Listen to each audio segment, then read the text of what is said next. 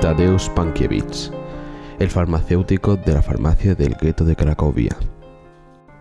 Desde el curso 2022-2023, alumnos de primero de bachillerato del IES Donoso Cortes de Don Benito están trabajando sobre la interesante historia de Tadeusz Pankiewicz, el farmacéutico del gueto de Cracovia. Cuando se construyó el gueto judío en Cracovia, la farmacia Pod Orlem, que significa Cruz del Águila, quedó dentro del recinto amurallado, y Pankiewicz se convirtió en la única persona no judía que podía residir dentro del gueto. Desde la farmacia fue testigo directo de las atrocidades que cometieron los nazis contra los judíos, allí recluidos. Pero dejemos que sea el propio Pankiewicz quien nos cuente su historia. Tadeusz Pankiewicz. Me llamo Tadeusz Pankiewicz y me ha tocado ser testigo de una de las mayores barbaries de la historia del siglo XX. Durante los casi 2 años y medio que estuve viviendo en el gueto, fui tomando una serie de notas sueltas donde recogía las atrocidades que vi. Una vez terminada la guerra, publiqué mis memorias. Mi familia vivía en Cracovia y mi padre regentaba la farmacia Pod Orlem en el barrio de Podgórze. Seguí sus pasos, estudié farmacia en la Universidad Jagiellónica de Cracovia y empecé a encargarme del negocio familiar en 1934. La vida era apacible, pero todo cambió con la llegada de los nazis. La farmacia Pod Orlem. Cuando la farmacia familiar que regentaba quedó dentro de los límites del gueto, las autoridades alemanas pretendieron cerrarla. Me ofrecieron, como compensación, una de las farmacias arrebatadas a los judíos en el centro de Cracovia. Me negué. Argumenté que la falta de una farmacia en el gueto sería un peligro para la propagación de enfermedades y epidemias que ningún muro podría detener. Después de varios sobornos, obtuve el permiso para permanecer en el gueto, al frente de la farmacia.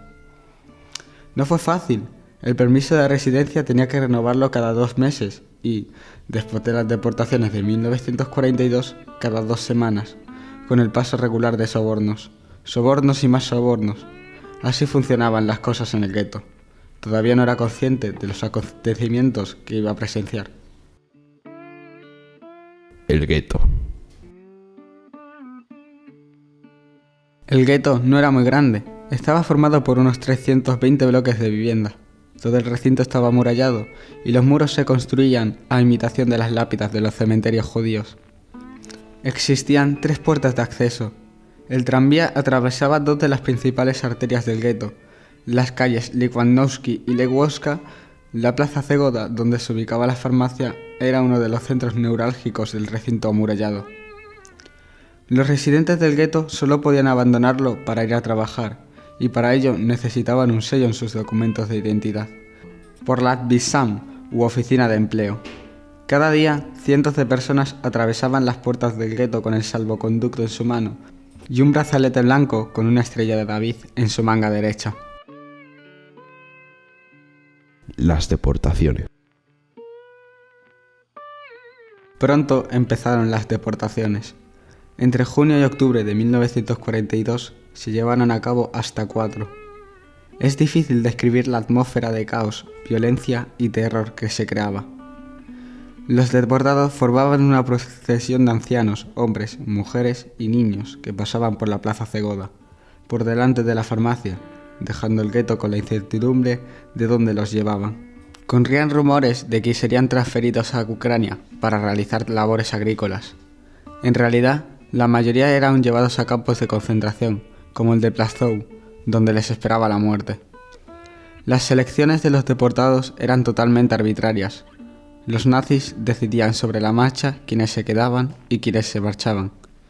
El sello de la SS podría salvarte la vida, dándose todo tipo de situaciones grotescas. Podían denegarte el sello y volver a la hora y conseguirlo. O podían denegártelo en una mesa y concedértelo en la de al lado. Para evitar la deportación, los ancianos con canas utilizaban un tinte para el pelo. De esta manera, muchos se convertían en aptos para el trabajo. Deportaban a los que consideraban inútiles en términos productivos. Cientos de litros de tintes fueron vendidos en las farmacias. También aumentaron las ventas de Luminal, un medicamento para sedar a los niños y que no llorasen cuando estaban escondidos. La farmacia fue el primer sitio donde todos acudían a preguntar por la suerte que habían corrido sus seres queridos.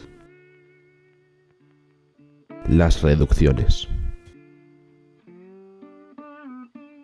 Aparte de las deportaciones, el gueto sufrió 2 reducciones y una división. Esto suponía que al excluirse una serie de calles del gueto, tenían que realojarse sus habitantes judíos, y el hacinamiento se hacía insoportable. Los judíos se apiñaban en las viviendas de forma inconcebible. Varias familias judías, que no se conocían de nada, debían alojarse en la misma habitación, lo cual viciaba la atmósfera, destrozando los nervios de la gente y llevándoles a la locura. La situación no hacía más que empeorar. El 6 de diciembre de 1942 se formalizó la división del gueto en 2, un gueto A y un gueto B, delimitado por postes y alambres de espino. La frontera pasaba al lado de la farmacia, que quedó en la zona B. Liquidación del gueto.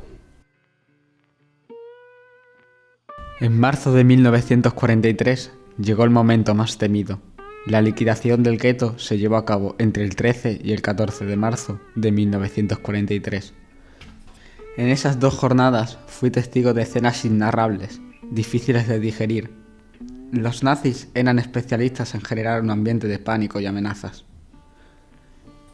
El ruido de los disparos, los silbatos, los ladridos de los perros y los gritos de los alemanes creaban ese ambiente. Se van a dar escenas escalofriantes, aumentadas por la presencia de Amos Goth, máxima autoridad del campo de concentración de Plaszow, donde van a ser llevados las mayorías de los judíos del gueto. Desde la farmacia vi cómo llegaba, alto, atractivo, ojos azules, 40 años, abrigo largo de cuero, acompañado de sus 2 perros, Ralph y Rolf. En una mano una fusta y en la otra un rifle automático. Empezaron por liquidar los hospitales. Los médicos advirtieron a los enfermos que los que pudiesen moverse se escapasen. Al resto les esperaba la muerte. En el desplazamiento a Plaszow no se le permitía llevar a los niños. El anuncio dejó estupefactos a los padres. Aquello era algo con lo que nadie contaba. Se les dijo que llevasen a los niños al Kinderheim, a la guardería.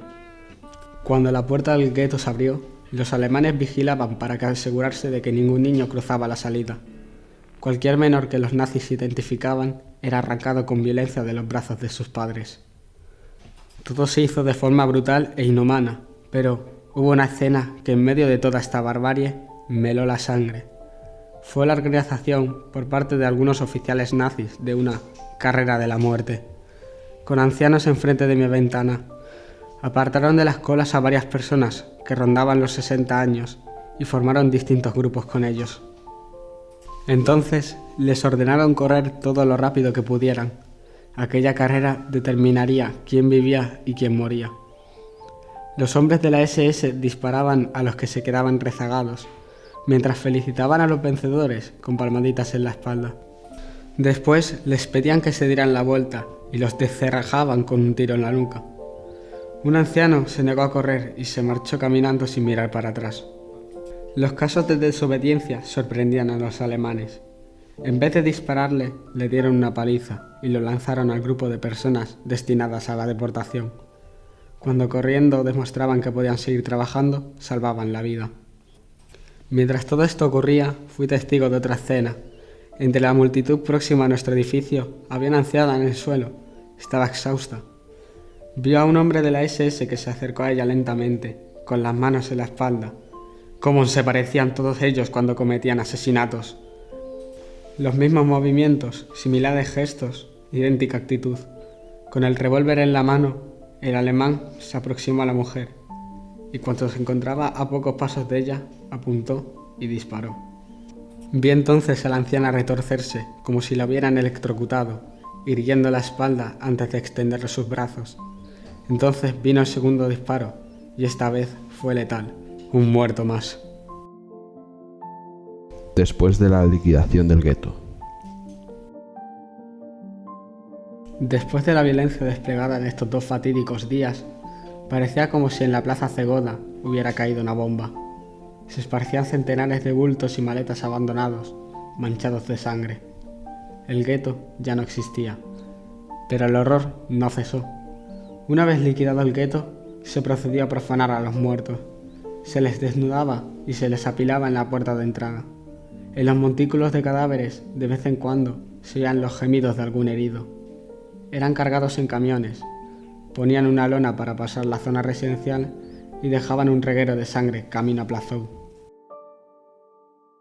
La actitud de los judíos. A menudo mis amigos polacos me preguntan si los judíos estaban tan ciegos como para no ver lo que realmente sucedía frente a sus ojos. Si la deportación era una condena a muerte, entonces, ¿por qué no se defendieron? ¿Por qué permitieron que los condujeran como corderos al matadero? Solo la gente que no estuvo allí, quienes no fueron testigos en primera persona de aquellos acontecimientos, pueden plantearse cuestiones como esta. Porque esos individuos no tienen una imagen completa de lo que sucedió. Si cada uno de mis amigos polacos hubiera pasado solo unas pocas horas en aquella atmósfera, en la que cada pocos pasos alguien estaba siendo asesinado, apaleado o maltratado, y hubiera visto a los perpetradores de estos crímenes y los métodos que empleaban para azuzar el miedo y crear terror amenazando con vengarse de las familias de quienes quisieran escapar o de quien cometiera sabotaje. En ese caso, mis amigos no habría preguntado. ¿Qué pasó con la farmacia Pod Orlen? Una vez liquidado el gueto, la farmacia se transformó en un lugar donde se vendían salchichas y vodka. Tras cerrarse el bar en el que se había convertido, se transformó en un museo a la memoria nacional, que puede visitarse. El museo incluye la reconstrucción fidedigna del mobiliario y los elementos de la farmacia descritos por Pankiewicz. ¿Qué pasó con Tadeusz Pankiewicz? En 1983, Tadeusz Pankiewicz fue reconocido como Justo entre las Naciones. Este título es la máxima distinción que otorga la institución Yad Vashem a aquellas personas no judías que durante la persecución nazi expusieron sus vidas para salvar a personas judías. Pankiewicz falleció el 5 de noviembre de 1993. Incomprensiblemente, las memorias de Pankiewicz no han sido traducidas al español hasta el año 2019, siendo publicadas por la Asociación Pro Tradición y Cultura Europea. El Instituto Donoso Cortés de Don Benito, en el marco del proyecto Auschwitz Topografía de la Barbarie y en colaboración con el Instituto Nacional de Auschwitz-Birkenau en España, ha realizado este vídeo con el objetivo de divulgar la obra de Tadeusz Pankiewicz, conocido como el farmacéutico del gueto de Cracovia.